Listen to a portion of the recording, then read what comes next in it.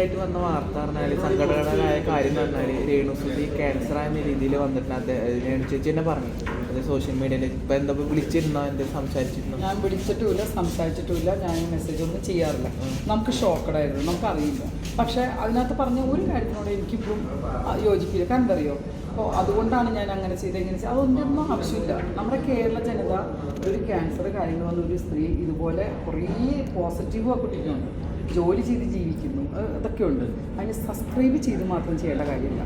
നമ്മുടെ കേരളത്തിലെ ജനങ്ങളോട് പറഞ്ഞു കഴിഞ്ഞാൽ അവർ സഹായിക്കും. എത്ര രൂപ വേണം ഒന്ന് പോസ്റ്റ് ഇട്ട് കഴിഞ്ഞാൽ അവരൊക്കെ കൊടുക്കില്ലേ?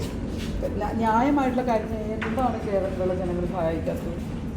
അതിനൊന്നൊരു പ്രശ്നമില്ല. നമ്മളൊക്കെ കൂടി ഉണ്ടാവും, എല്ലാ കാര്യങ്ങൾക്കും കൂടി ഉണ്ടാവും. ആവശ്യപ്പെട്ടാൽ ഞങ്ങളെ കൊണ്ട് എന്തെങ്കിലും ചെയ്യാൻ പറ്റും അതെല്ലാം ഞങ്ങൾ ചെയ്തു കൊടുക്കും. പ്രാർത്ഥനയുണ്ട് ഞങ്ങൾ. കാരണം വേഗം എല്ലാം സുഖപ്പെട്ട് അവർ തിരിച്ചു വരട്ടെ.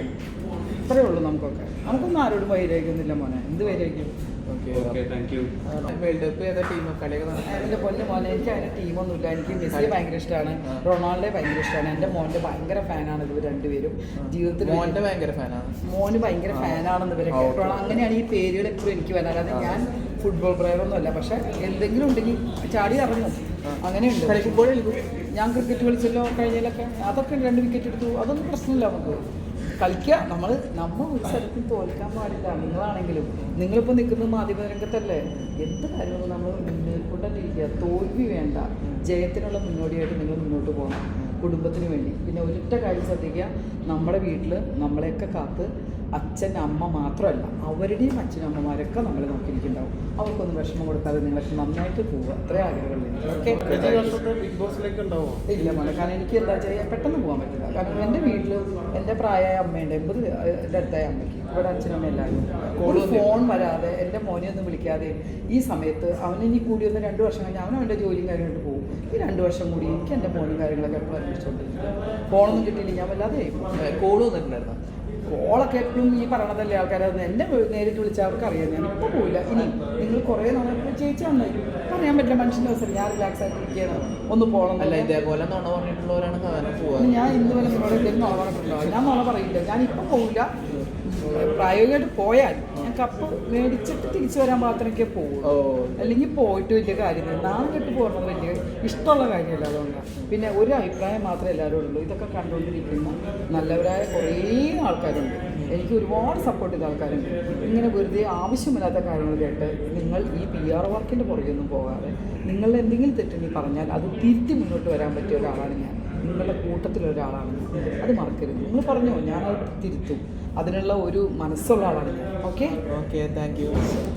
ഞാൻ ഡയറ്റിങ്, ഞാൻ ഒരു തമിഴ് പടത്തിന് വേണ്ടി തമിഴ് പടം വേണമെങ്കിൽ നിങ്ങൾക്ക് വിളിച്ച് പറയും, പേടിക്കണ്ട. മലയാളത്തിലൊക്കെ വരവ് വരാനുണ്ട് കേട്ടോ. മലയാളത്തിൽ ഷാജി കൈലാസാറിൻ്റെ വരവ് പടം റിലീസാവാനുണ്ട്. ഒരു പോലീസായിട്ടാണ്.